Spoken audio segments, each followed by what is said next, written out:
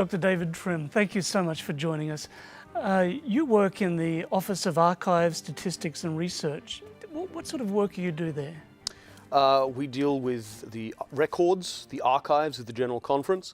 We also collect data on its membership, the number of churches, companies, the number of employees, the number of ministers, for example, so statistics. And we do research as well, research on the history and the statistics, but also some research on what can make the church more efficient and more effective in its ministry and its mission. Great. So when somebody comes and just out of the blue says to you, please tell us about the history of West Central Africa and the Adventist Church, you're well prepared, right? I can prepare at least. And Yeah, on this occasion I have prepared because something told me you might ask me that question. Okay. So West Central Africa, the headquarters are in Abidjan in the Côte d'Ivoire. Indeed.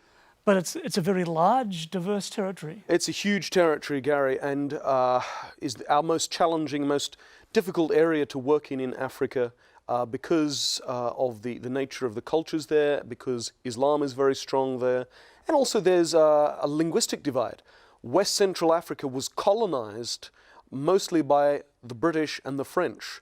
And so the languages that get imported and imposed and to some extent still are used there are British and French.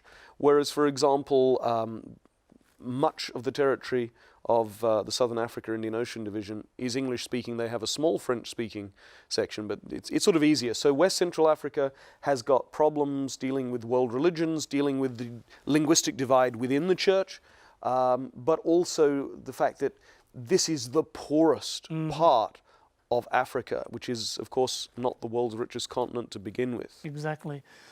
And of course, their first contact with Christianity was with colonization and with slavery. Indeed, indeed, going all the way back to the 16th century.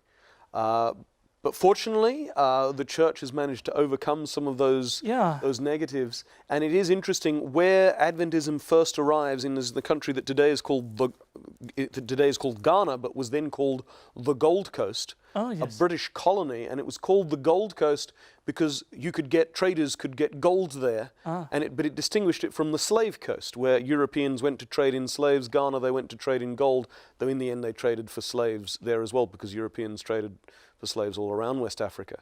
But the first Adventist presence in what is now the West Central Africa Division comes in 1888, when a local African man, Francis Dolphin, reads Adventist literature.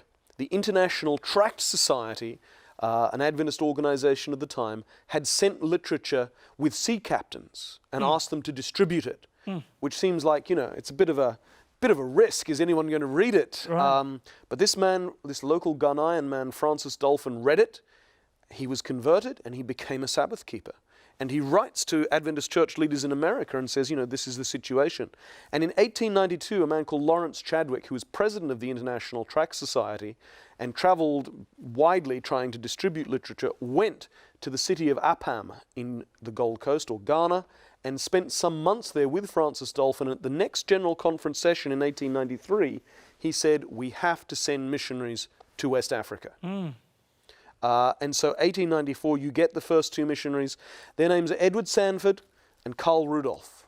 And, we deserve to remember them because to be a missionary in West Africa, today it's not such a challenge, but the other huge challenge that operated then was disease. West Africa, much of it was malarial. But others too. Much of it was jungle, malaria, but also malaria at least could be treated with quinine. Right. Other diseases, there was simply no treatment at all. And the death rate among missionaries of all Christian churches, we know, is appalling, and Adventists suffer a lot. And so we find quite a steady flow of Adventist missionaries, partly because the first missionaries have to go back. Sanford and Rudolph, for example, one lasts only 12 months, the other less than 2 years before they have to be invalided home. Now, did they go with families or just by themselves? No, they often went with families. In 1895, you get 4 more missionaries, a man called Dudley Hale, who in 1897 baptized Francis Dolphin, the first baptism, Adventist baptism in West Africa, but also a man called G.P. Riggs and a married couple, George and Eva Kerr. And the Kerr's children, they had 2 children, both of them died in 1896. Gary, we often forget what it meant to be a missionary in the early years of our church. It meant knowingly going into areas that were deadly dangerous in a way that today I don't think people can imagine, because you can be medevaced if you need to, and most diseases can be treated now. Even today, of course, as you know very well, going as a missionary can mean a huge deal of sacrifice and illness, but it literally was a deadly occupation in the 1890s, especially in West Central Africa. So that was the story. And throughout the early years, missionaries kept coming and missionaries kept dying. One of the most interesting stories is a man called C.E.F. Thompson. And there's a wonderful photograph of him. And he is interesting because he was a Jamaican. He was a black Jamaican. The church in Jamaica itself had only been founded in the early 1890s. But C.E.F. Thompson wants to be a missionary, and he goes. And the photograph, which your viewers will have hopefully seen by now, shows him dressed in a wonderfully natty suit. He looks very dapper, and yet he goes to this horrible fever-ridden country, and he worked there for 2 years, and in 1912 he too died.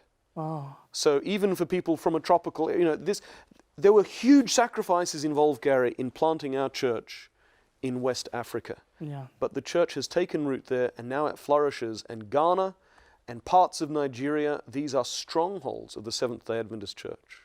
What a wonderful story, and it's wonderful to remind ourselves of the sacrifice on which this church is built. Amen. David, thank you so much for sharing with us today.